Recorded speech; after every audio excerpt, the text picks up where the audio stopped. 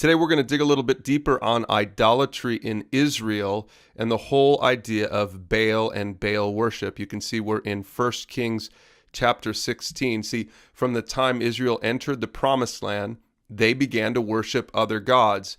And this Baal worship started right here in chapter 16 when Ahab, who is the king of Israel, married Jezebel, the princess of Tyre. It says there in verse 31, and as though it were not enough to follow the sinful example of Jeroboam, Ahab married Jezebel, the daughter of this king of the Sidonians, and he began to bow down in worship of Baal.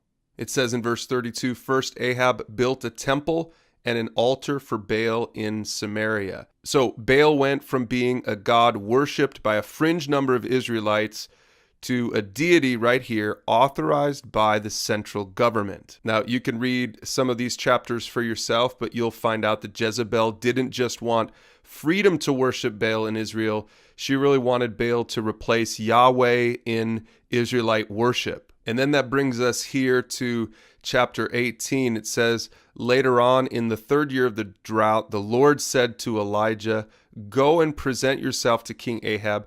Tell him that I will soon send rain. So Elijah went to appear before Ahab. And I'll let you read this for yourself. But as you scroll down, you're going to see this pretty impressive contest between Jezebel and Baal and the prophets of Baal, and Elijah, the sole prophet of the true God of the Old Testament. Now, I don't want to ruin it for you. You can read this for yourself. It's a great chapter if you've never read it before. In verse 19, it says, Elijah speaking, now summon all Israel to join me at Mount Carmel, along with the 450 prophets of Baal and the 400 prophets of Asherah, who are supported by Jezebel. And the contest goes down, and you're going to find out, as you would expect in the Bible, which is written by the true God, that the true God wins the contest, and finally Baal is defeated. Now, I'll include below this video more information on Baal's background,